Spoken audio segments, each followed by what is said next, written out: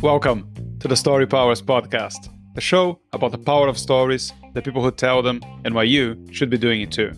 I'm your host, keynote speaker and storytelling coach, Francisco Mahfuz. My guest today is Quentin Allums. When I book someone in for the podcast, I ask them to send me a short description I can use to introduce them.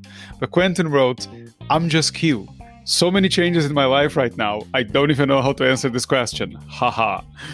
What I can tell you is that Q was one of the first people to go all in as a video creator on LinkedIn, and his content has been seen more than 10 million times since. He spoke at VidCon, TEDx, and Inbound, and was one of the founders of Urban Misfit Ventures, a startup who helped individuals and companies build influence and leverage content through video storytelling. He's also recently started Stupid Deep, which he describes as a cinematic podcast and what's possibly a never-ending journey to becoming a master storyteller. Finally, he was on a mission to bring back the black fedora as an acceptable fashion statement. Ladies and gentlemen, Quentin Allums. Q, welcome to the show. I'm excited. I dig that intro. Well, listen, I think I have good news for you today. Because I know that, as you said, your life is going through a lot of changes and you're running your own company and all of that. And I've read how you find refreshing that at the moment your focus is on the podcast and on the creation process. So what I don't want to talk about today is I don't want to talk about business. I don't want to talk about growth, leadership, entrepreneurship. None of that. All I want to talk about is story and the creation process you use for story. Happy with that? I dig that, man. I respect you even more now. Cool. So I think the first thing I wanted to start with is, I started listening to your podcast, and can you just describe people what it's like? Because I don't know if I've heard anyone do what you're doing there. Yeah. Just my entire life. Like when I was a kid, I was thinking back, like randomly, I was like, I need inspiration. So I started watching like these old Spider-Man cartoons. Like I'm a big nerd. But I went on Disney Plus, just watching. Now I like you a bit more. I bet we're going to be friends. But I was watching these cartoons and you had like these pop-ups and bam. And I started thinking of my childhood, and I'd watch like Kobe Bryant do like his signature moves on Nike.com. And then I would go to the court for hours and like do the same thing and like take notes, like record myself. And I would do that for everything. When I became an entrepreneur, when I became a speaker, like same thing, like taking these notes on people. And I was like, how can I bring like who I am as a person to like the audio world? Like, what does my brand sound like? And I've never been able to answer that question. So I really wanted to do something that sounded like me, that felt like me, like the random, like, okay, hold on, pause. I need to like go deeper on this. Like, let's talk on this. But I'm gonna pick you up on the pause thing in a bit. Yeah. But go on. Something that felt like me, So it's really just my audio journal. So I'm having conversations with top performers, people that I consider top performers. So then I have that full audio. It's typically like an hour and a half, doing a lot of research on these people. But then I go back. I pick like the major points or the major story points that I want to dig a little deeper on, and then I dissect those on the podcast. And then the back end of the podcast as well, where I actually dissect like my performance on it. But on the podcast, the thing that you listen to, I really just wanted to focus on creating an experience, on creating a visual for the people that are listening. Like, how can I tap into their imagination versus just having a conversation with someone? It's hard to explain, but it's just stories. Yeah, I guess the way I would explain it to people is, it clearly sounds like you had a very long conversation with these people, and then you decided to choose what might add up to maybe 5, 6, 7 minutes of audio or clips, and then you interspersing that with your own narration about stuff from your personal life, about your interpretation of what they're saying, and music and sound effects, and the whole pause thing, which is you pressing the pause button and then saying pause. I found it really interesting. I haven't come across anyone doing anything like that. And one of the questions that came to me was, so how do you pitch that to the guests? Because I mean, the guest doesn't know that you're going to do that. It must be very strange to listen back to that podcast. Yeah, so they do know. They just didn't know like exactly what it would sound like. And also like Lewis Howes is my first guest.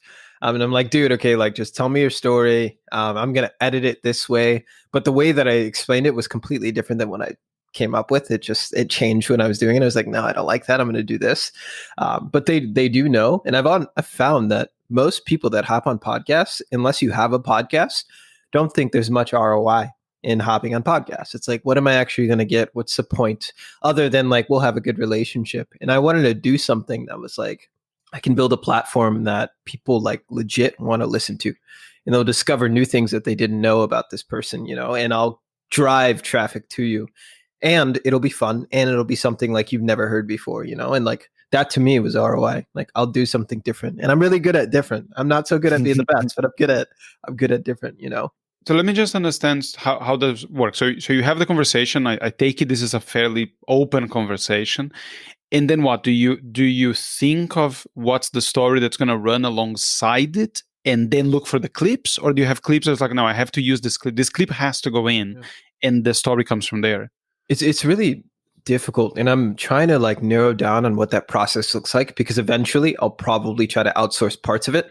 I'm doing everything myself right now, and I'm actually enjoying it, so I'm going to hold on to it. But essentially, I do a lot of research on this person. So I read their books. If they have multiple, I read them all. I'm listening to their podcast episodes. I'm listening to other interviews they've done to see what questions they've been asked, like everything I can find. And then I put together like a profile on this person, basically like their entire life, what they've done, what that looked like, point by point, like what that looked like, point A to point B to point C. And then I come up with an outline for the episode, which is all the questions that I'm going to ask. So let's say it's Lewis. I want to talk about his initial like football career. Then let's dive into LinkedIn. Then let's dive into School of Greatness. So I have those major points and then bullets underneath and follow-up questions. And then I just kind of like riff in between there when I'm actually doing the episode. Then I have the full interview. And that goes on my timeline. I delete my part and I just focus on theirs, and I just flag the important things. Wow, he talked about being on a couch. Wow, he talked about career ending. Wow, he talked about the fight. Wow, he talked about this. And there's probably like 30 bullets where I'm like, that's interesting. Now I've got to pick like 3 of them, and I'll typically pick like 4, and then I separate them. And then I'm like, okay, I'll either look at my diary or I'll think to something that happened. And I'm like, that's cool. That kind of connects. And typically I'll end up deleting it because it makes no sense. And I'm like, that's too much of a stretch. But I like this middle thing that I talked about here because that connects here. Something that I'm just dissecting what he did. Then I'm like, I would love if the audience went on this journey. So let's try to like nudge them over here. And then I honestly don't know. I don't have a full process. It just kind of comes together the more I listen to it. I know when it's wrong, but when it's right, it's like I can't hear it any other way. Like I can't hear it any other way. This is the way it's supposed to be. It's like creating music, man. It's hard to explain. You talked about podcast ROI, and I think a lot of what you described there is what I feel to be the greatest ROI of for us, the people hosting it, because the way I see it, and this image just came to me the other day, is it's a puzzle, right? So you, for example, right now, I've seen a lot of, as I said to you when I reached out, I said, I'm not saying I'm your greatest fan and I know everything you've done, but I know you're very big here on the space and you recognize as a video storyteller. So I have a massive mystery ahead of me. It's like, who is this guy? What can I talk to him about that is interesting for both of us, for the audience? And then you start, listen to podcasts, you read books, you research, and then some things just start jumping out. And to me, it just starts falling into place. With the added complication I think I have, or I impose on myself, is I don't usually want people's stories, which is crazy for a story podcast. I don't want you to tell your story because you've told your story so many times in every podcast, in every speech, and it's a great story, as most people's stories are. But I don't need to have you on to get that story. So there's also this element of, okay, how can we approach this subject, get all his expertise, get his experience, but not just have him do the same thing over and over. And that's when it becomes fun for the guests, which a lot of hosts don't realize. It's like, hey, wow, you got Lewis Howes. That's so cool. I'd love to interview Lewis Howes. It doesn't matter. Like, Lewis Howes is dope, but that's not what makes a podcast. Like, it's a part of it. It's a big part of it. But if you're just asking them the same questions, it doesn't matter. Like, and I think no no guest will ever be able to complain about coming onto your show that Hopefully not. they might be asked the same things, but Yep. they will never complain that the final product is the same as everything else. Yeah, I can imagine that, just sharing that for someone who's, it's like, listen, mate, Louis, why are you sending me one more podcast that you've been on? Like, mate, I've heard you thousands. No, listen to this one. This one is actually different. So I did send it to him too, and it's like, if you listen to the episode, like he was a reason I studied him. Like when I was like trying to like make it big on LinkedIn, really grow, and I did, and I sent it to him. He's like, dude, this is incredible. Like his whole team listened to it. That means the world, because I know most guests haven't listened to my show previously. Like my previous shows, like hour 20 long interview, like typically there's no way unless it's like, yeah. All right. So that's the audio, and you're just working through your process now. What I wanted to try and understand is, I mean, video you've been doing for a lot longer, right? So is there a process that you take when you want to do video storytelling? So, is there something you always try to do? Is there some particular framework you try to follow? How does that work? Yeah. For me as an individual, not so much. I'm very, very go with the flow. When I had a team, for sure, we always started with the ideation process, and typically we would fall into groupthink. And it often came when I came up with an idea, or one of my business partners, Izzy, came up with an idea. Everyone's like, oh yeah, that's great. Let's do it. So one of our director of ops made us write all of our ideas down beforehand, like 3 to 4 ideas. We all came into the room. It was like our war room, big whiteboard, and we just pitched ideas to each other. It was like the most fun thing. Just pitched ideas. You're not allowed to like go deeper on anything. Like just, this is the idea. Then we would pick a few, and then we would build on these. And we came up with some of our best ideas through that process. Like one of our mental health like event, we turned it into a film. Like that was the most fun I've had, the most impact I've probably like done through an event and through a film.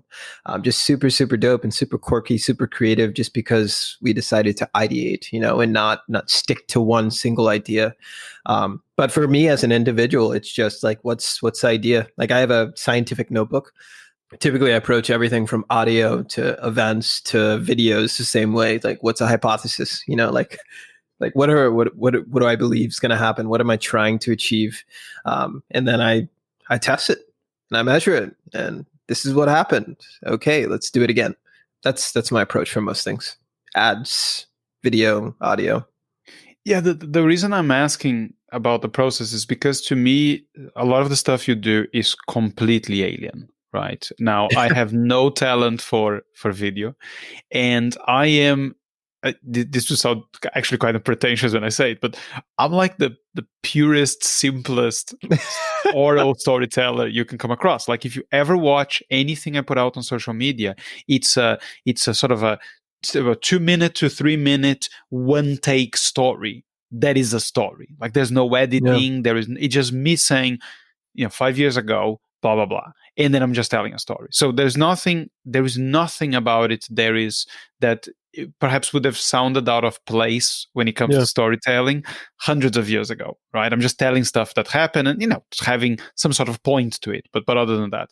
Whereas I watch some of the stuff that you guys have on the Urban Misfits website, and none of that is sort of straightforward storytelling. So I watched, for example, the one with the school, where you're talking about the work with the school that is famed for having a lot of children that are supposedly difficult, that failed in other schools, and then it's just a whole bunch of people from the school, including students, telling a bit about their experience with the school.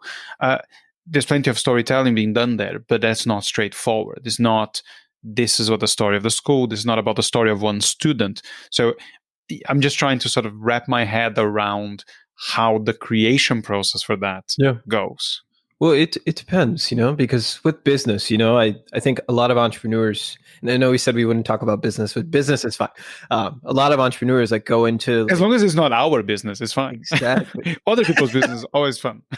Oh, yes.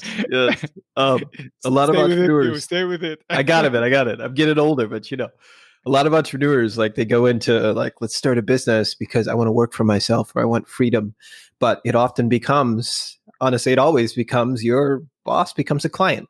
The boss is the client. So the boss has an idea of what that final product should look like. They have their own hypothesis. They have their own, like, I need this to happen. So when that, depending on the relationship, it's not always like that. A lot of times it's just like, yo, like, I trust you guys. Like, what do you think? Let's come up with a storyboard, pitch it to us. Okay, let's go.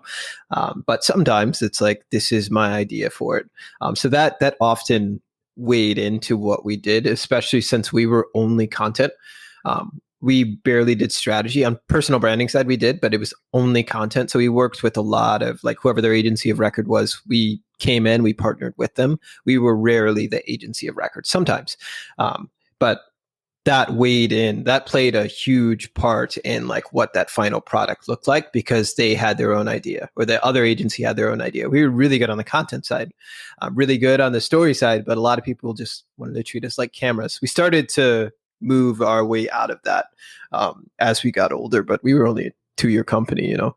I love how you use the word older in a way that most people don't. Aren't you like 27, dude? 26 going on 27. There you go.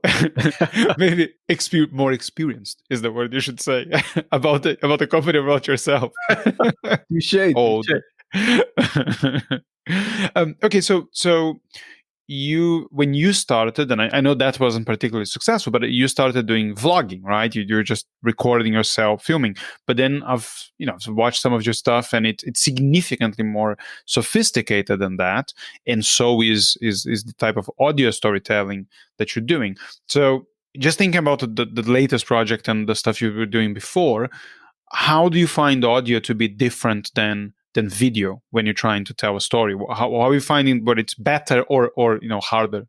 Yeah, it's an incredible question. I found I love video. I made my name with video, but video to me is a crutch, especially with the worlds that I'm trying to create and the imagery that I want to create.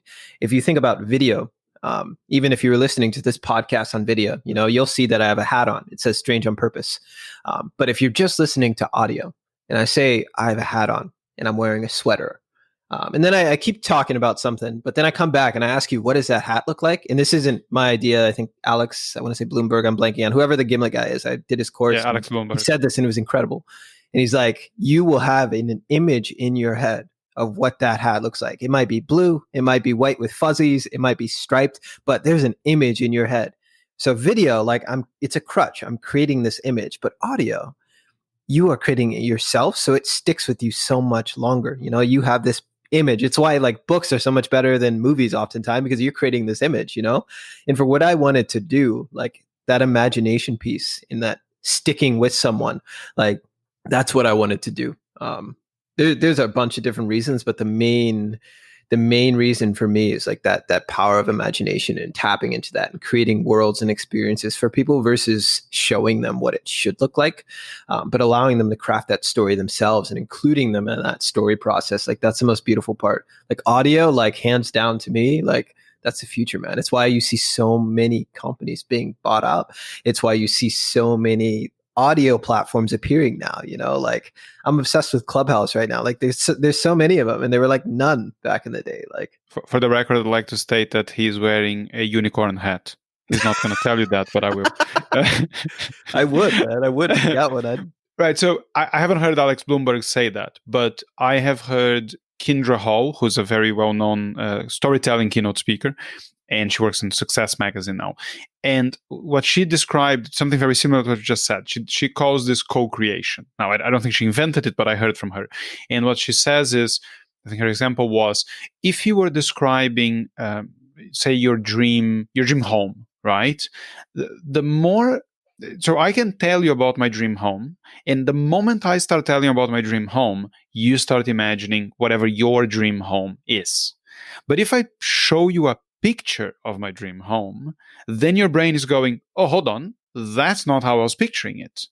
And then you have a clash there, a conflict, which is, as you said, books are better than the movie, because if you watch the movie second, then the movie is competing with your idea of what Harry Potter looked like. If you watch the movie first, I don't think you have that issue, but it's taken away a lot of the fun of reading a book where you can just imagine things by yourself.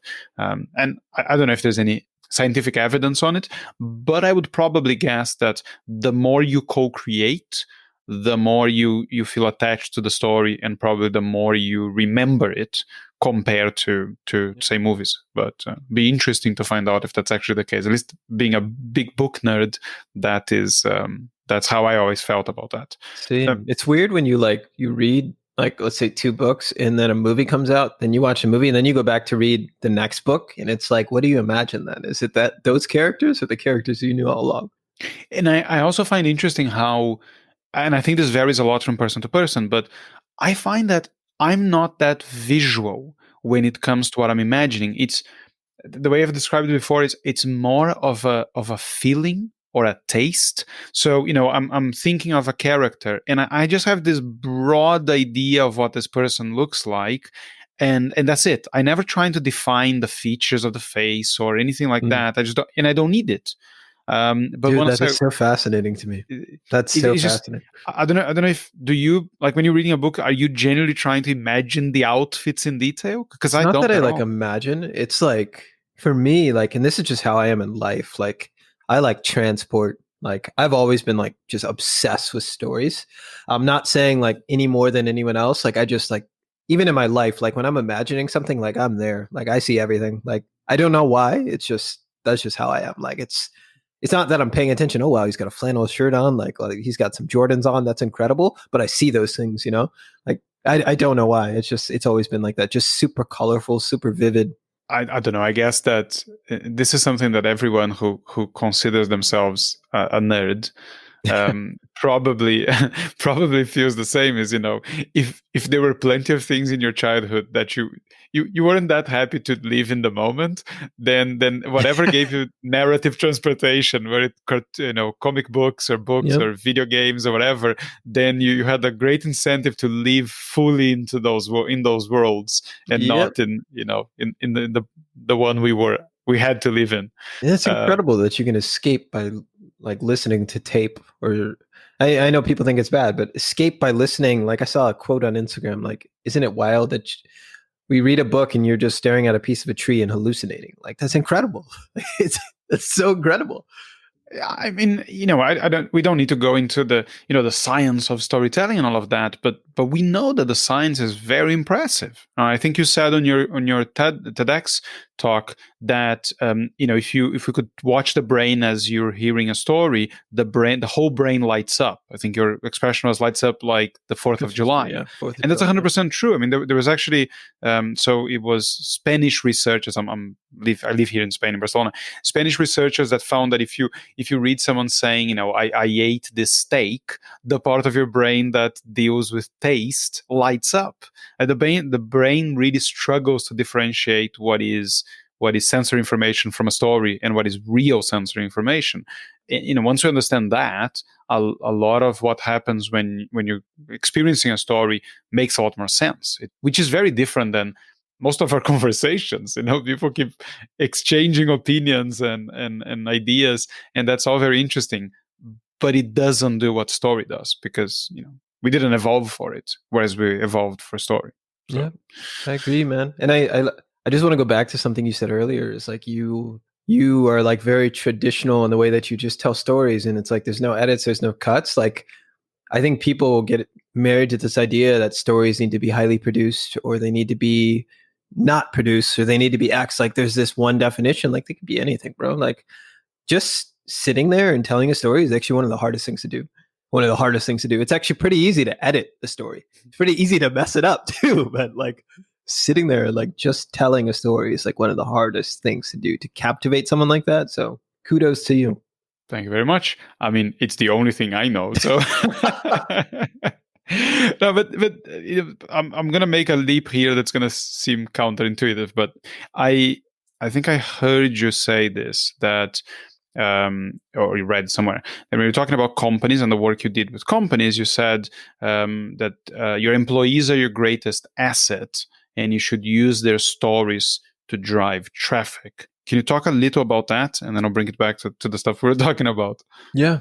So ever since we started, in my head, I was building out this program, and then eventually on paper to turn all of our employees into influencers on every platform, not just LinkedIn, but LinkedIn was a big focus because that's where the money is, and a lot of organic reach. And for the most part, we did it. We had millions of views like every month across all of our stuff, and we did like no paid advertisement. We had at least like 10 leads through the door every month, like not trying. And that's just through me, like not trying, barely trying. Like one time, like our business coach is like, you need to get a better website. Like, what are you doing?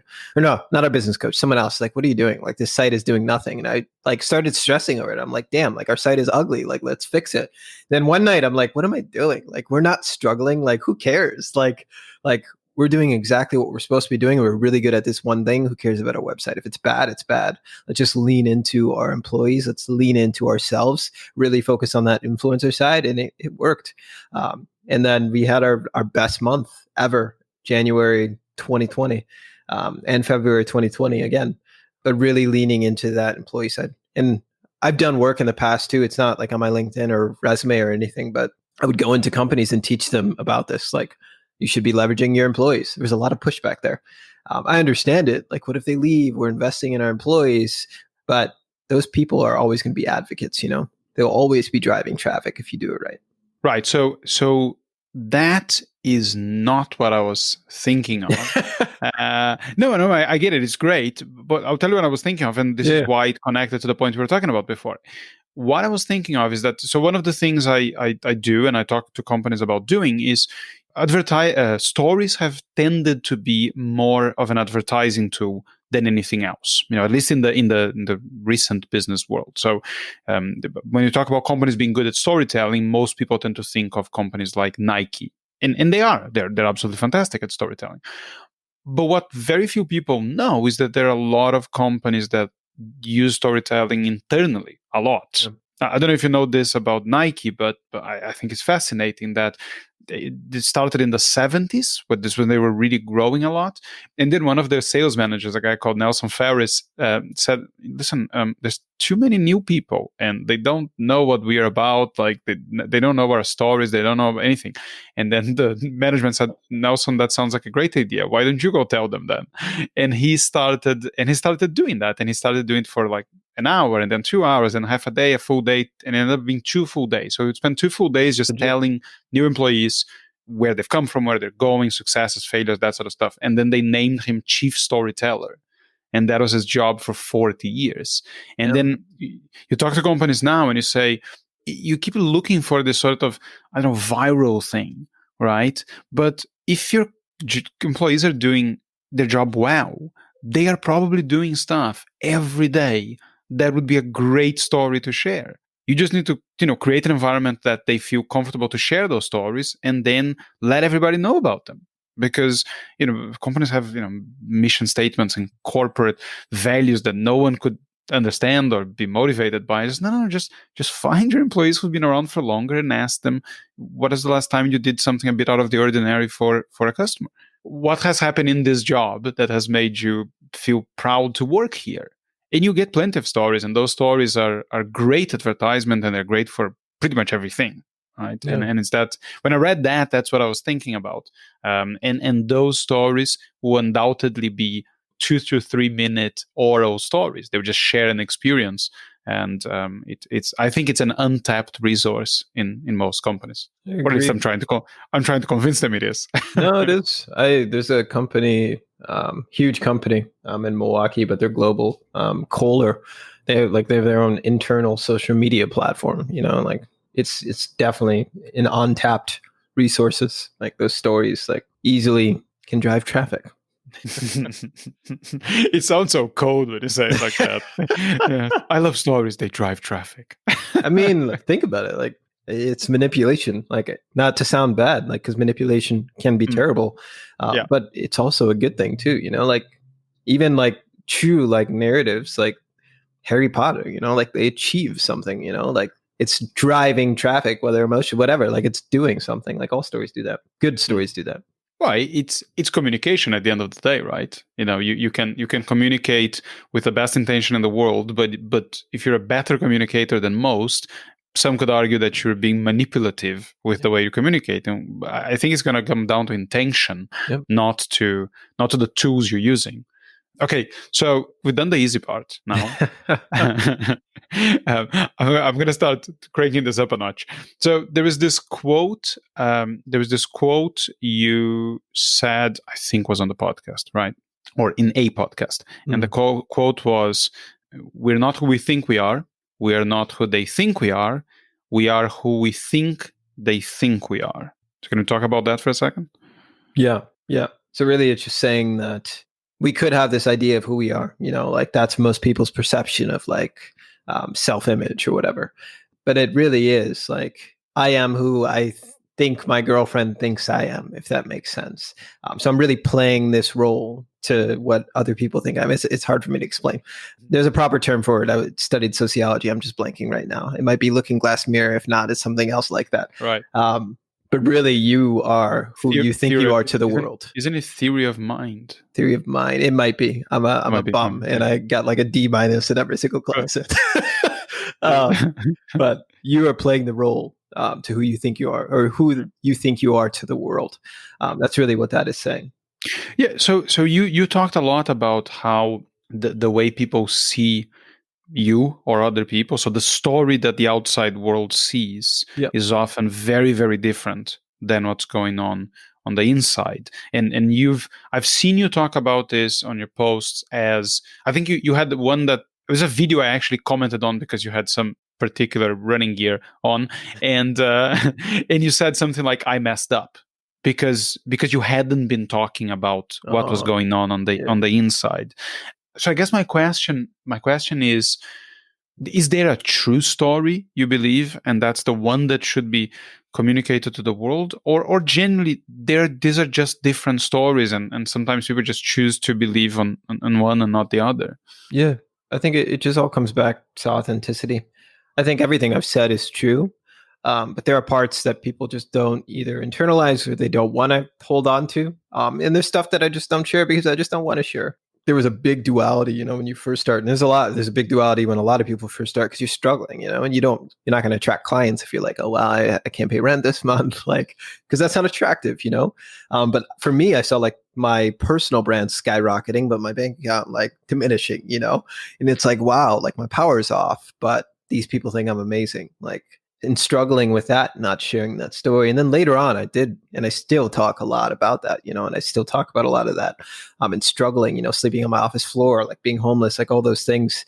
Like that is a true story, but still people like, some people only will ever know me as like, that's a LinkedIn video guy that had that one viral post, like, cool. That's a guy that wears a big black hat. Cool. Some people know me like, he really likes esports. Other people, like, he built a 7-figure agency, like, that's cool. And he did this and this and this. Like, people will see you however they want to see you. And I think that's cool and that's important. But coming back to what that is, or to that quote, like it's how you view yourself. And that story that you tell yourself, I think that's the most important thing, because eventually more people at least will see whatever it is that you're trying to communicate. They'll never see it all. They'll never have all the context that you have for yourself, but they'll have more if you continue to share. Yeah, the story we tell ourselves is a very interesting part of the whole story conversation. And I don't know if I was just blessed with no self-awareness or not enough self-awareness, because I have genuinely tended to believe the most positive sides of whatever story I was living, right? So and to this day, I mean, there's I told you right just before we started that I'm suffering from kidney stones, right? And I posted about this today. And if you read it, it's probably one of the funniest things I've ever written, right? At some point, I talk about how my daughter started, like, the paramedics came in because I called an ambulance on Saturday, and the paramedics came in, and my daughter started crying. Not because she's concerned for me, but because I had to make her stop watching Frozen. And then I was in the hospital, and my mates were like, so how are you? Are you all right? Do you want someone to come over and stay there with you? And I'm like, well, I'm got a break from the children, and I'm high. Like, this is the best fun I've had in a very long time. So I think I've just, for whatever reason, maybe because I'm just constantly trying to be funny. I've found that angle to look, and I'm reading my own story through that lens. But what I thought was very interesting is that the way you talked about it in some of your writing was as if there is the true story and the story everybody's choosing to believe. And I read that and I thought, they're not different to me. Like, I didn't think because you were being successful in your business, that meant you were balling and, it's convertibles and parties and everything is great. And just like, you're building a business, right? It takes a long time for you to move from one point to the other. So I think for you and maybe people like you, yeah. But I would say, yeah, there is that, like, and people come up to me, or before pre-COVID, would come up to me like, dude, like, I want to be exactly where you're at. Like, all these things, like, you have this many employees, like, this is the most amazing thing. Like, can I shadow you? And they have like this vision of me where I'm like way up here. And it often looks like that. Like, same like Lewis Howes for me. Like, I studied him, like, it's not that he's not successful, because he is, but I studied him. Like, I want to do this. I'm going to do that too. Like, this is so cool, blah, blah, blah. And I had him up here. And it's not that he's not amazing or talented, because he is, but like, we're here. Not necessarily like I'm so amazing and I've made all this money, because I haven't, like, whatever. Like, but we are peers, like, same level, I can see his apartment, man. Your hey, lies hold no sway with me. I can see his apartment. My apartment, I'll show you after, is so dope. My office is shit in my apartment, but my apartment is so dope. Like, the view is incredible. Just add me on Instagram. It's like my dream view. It is incredible. I just have never done anything to this office because I'm moving. But anyway, I can see 3 hats behind you, man. I was 3 hats, not 1, 3. I was playing in virtual reality the other day, and I punched my closet doors. I broke my closet, but anyway, outside of that, listen, I think not trying to be like super psychologically deep about this, stupid deep, as some people might call it, but I think that a lot of times the people's view of someone else is just because they don't understand what goes into it, right? So for example, thing I do a lot is speaking, right? And then I was talking to a friend the other day. We had this speaking thing on Saturday, and she's like, are you ready for it? And I was like, yeah, I'm ready. And she says, oh, well, of course you're ready. I was like, what do you mean, of course I'm ready? Well, because you're you. I was like, what does that mean? Like, I have been writing down ideas for this thing for the last 3 or 4 months. And, I've just done some other stuff that was kind of related. So I was practicing for it. So yeah, sure. When we came to the actual getting it done, it wasn't the hardest thing I've ever done. But there was 6 months that went into this, all things considered, to then deliver something that to you feels sort of like effortless. But it's never effortless. It's never, rock up and be fantastic. And I think unless you've done anything that some people consider to be high performance, you just don't know that. Yeah, I agree. I agree. Lack of context. As any professional actor or athlete would probably tell you. I mean, it's not the amount of work that goes into being good at anything is incredible, and that's perhaps the part that people don't get. Right? Yeah, I agree. Now, right, you said something else that I wanted to pick you up on, because I don't honestly have any answers here, but I wanted your opinion. So you described how you one of the things that got you into story was gaming. And one of the examples you gave is recently you were playing a Spider-Man game with Miles Morales, the new Spider-Man. And Miles Morales is a black kid, or is a Latin kid. He's black. Right? He's black. Black Latin. And... Well, Latin must be. I mean, he's Latino. Out. He's Latino and black. Yeah, his mom is, I'm not sure if she's Mexican or Puerto Rican. I think Mexican. And then his dad's black. And you said that when you were growing up, you didn't even think about that. Like, you didn't even think that there was, that there's people in the games you were playing or the comic books you're reading, they didn't look like you. And I think it's probably fair, because most people, I don't think any kids will automatically think that, when everyone in games and comic books always look the same. So, it's not as if they look like everyone else except you. They just look like, the one part, like me. So what I wanted to ask you is, now times are very different. And I think it's amazing that we have Miles Morales, right? That's already an achievement that took way too long to happen. So my question to you is, when it comes to story, and particularly when it comes to visual types of story, do you think that is is our obligation as storytellers to have that representation? Are the times now that that what you experienced when you were growing up and I experienced when I was growing up, that it's our responsibility to change that? Or is that sometimes, trying to fix a real life problem with something that perhaps is not the biggest cause for it or the biggest factor for it? Yeah. If you go back to that quote, you are not who you think you are. You're not who they think they are. You are who we think we are. Who we think they think we are. Whatever the actual quote is, I always mess it up. Saying that drunk must be. It's terrible. Terrible. Like I couldn't even do it.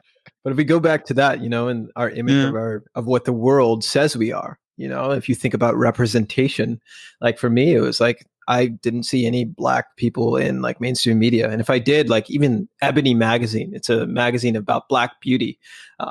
Thinking back when I was a kid, I always thought about this. I was like, why does this Black woman have straight hair? Why isn't it natural hair? Like, why are they only showing light-skinned women? Why isn't it dark-skinned women? Like, and just that image of what Black people must be.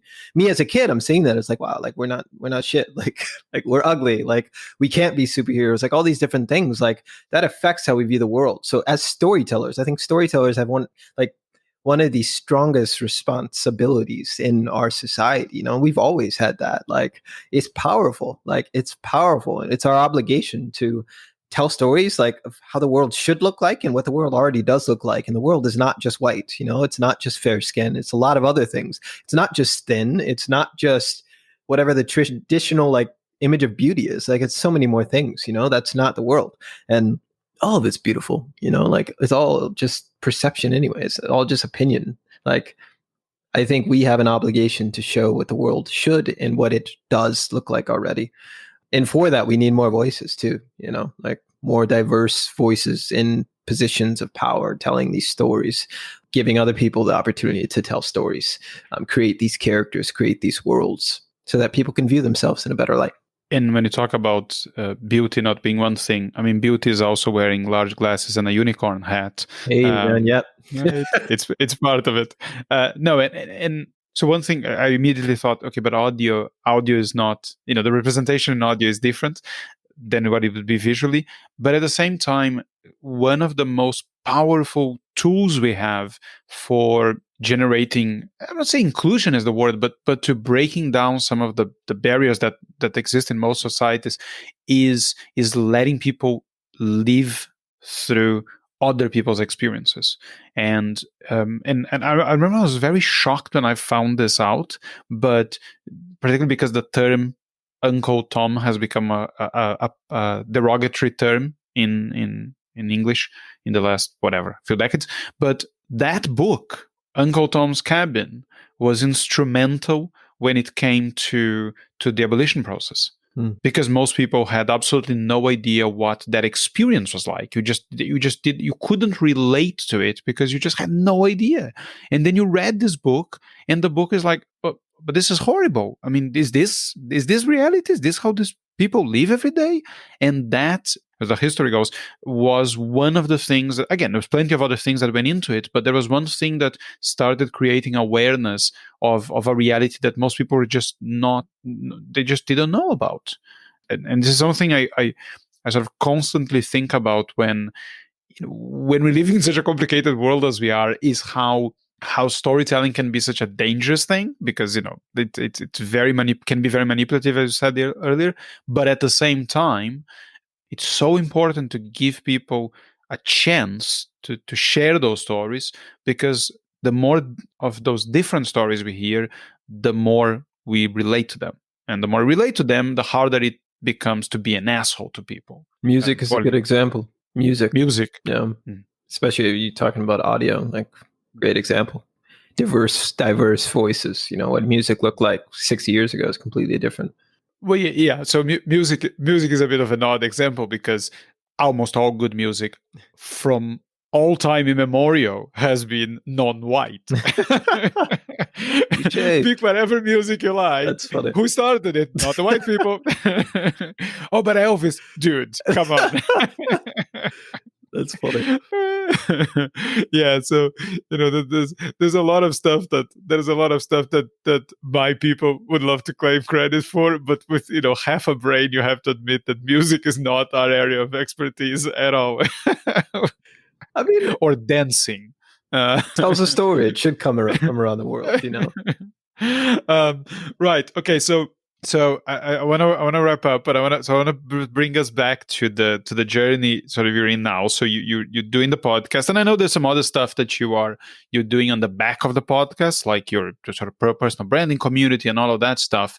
But do you have any idea of the story arc of the podcast? What you're doing now, what you expect you'll be doing, 50 episodes down the line, or you have not thought it through? Have you thought about different things? I always think about these things, man. I was thinking about it before I even came up with the podcast. Like, that's just who I am. The reason why I really got into audio is because I was a musician. And I started thinking like, okay, album 1, album 2, album 3, like they tell these stories. I don't want to just be a guy that has this long continuous podcast that just goes on forever. Stupid Deep, I do plan on continuing on forever because it's like my journey of becoming a better podcaster. But very soon here, probably within a few weeks, I'll be releasing a grief episode. But it's like totally different than the format I've already done. Completely experiential, completely like I want to take people on a journey, and I'm going to use that as a launching pad to launch a mini series, which is technically my album 1 or album 2, whatever you want to say, just around grief. Each episode will be its own unique thing. And like, I'm only going to release like, let's say 10 and nothing else. And then I want to do more and more. And I want to create like these albums and these stories and treat my creation process like art, where I'm telling stories on these many subjects versus let's just interview people. Nothing wrong with that because it's great, but I've already done it for so long, and I want to innovate and I want to do something new. So that's really where I want to go with the show. Just it's my audio journal, my scientific notebook. I want to test new things and tell stories on top of the stories that I'm telling. Yes, I don't have I completely see the music reference because I remember being a kid in the 90s, and that was where albums were their own thing. It's a lot more than they are today, I think, where there's like the clear identity to that album. The Black Album wasn't the same as some the other stuff that Metallica came out with, but I was thinking of comic books. Like you're describing that. I'm going, oh, this is Days of Future Past. And then it's a series and then it closes and then you have the Christmas special or the end of the year special, however they called it. And then you have something completely different, sometimes with different artistic direction, with a different voice. So yeah, I think that's pretty cool. And are you the person doing the sound stuff? Yeah, I'm doing everything. I originally was going to get a partner, but I started editing it and I fell in love. So I have no experience at all. It's very good. It's very, very, very good. Now, I don't know how many episodes you can do the pause thing where you pause and then you say pause.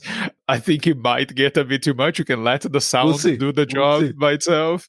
But no, it's a sonic journey for sure. And there's some podcasts like Radiolab, which are absolutely amazing at that. But I think it's a very unexplored type of podcast. I think just people don't have the skill or the sensibility for it. But when you pull it off, it's pretty cool. Appreciate it, man. I appreciate you listening as well and having me on. Well, thank you very much for your time, Q. I didn't know your stuff before. I feel like I know it a lot more now, and I'm glad we had this chance to talk, man. Likewise, man. I hope you feel better. Thank you very much. Oh, sorry. We talked about the podcast, but other than the podcast, which is Stupid Deep, and I know it's on Apple and Spotify now, probably coming onto the other platforms at some point. Is there anywhere else you want to send people off to find your stuff? I think that's it. If you have any questions, like you can reach me anywhere on social at @tagjustq.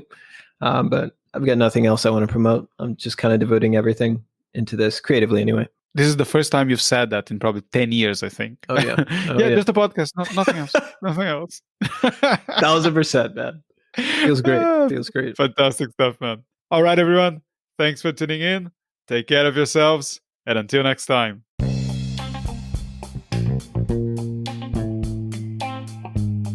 I hope you enjoyed the show.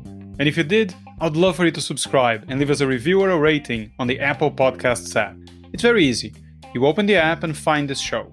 Then scroll down a little, and when you see the stars, tap. I'd really appreciate it, and it does help other people find us. And if you'd like to get in touch or find out more about what I do, reach out to me on LinkedIn or visit my website, storypowers.com.